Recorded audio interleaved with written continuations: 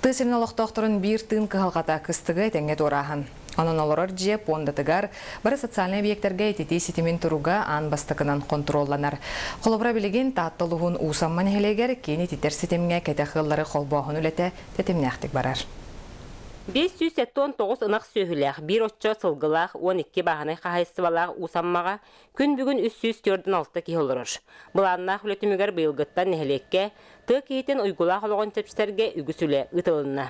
Бұйыл бұлана чағалай ұлы құмпуанға 300 метрі тепатрасы татты бұд, бұй хайны бөләді бұд.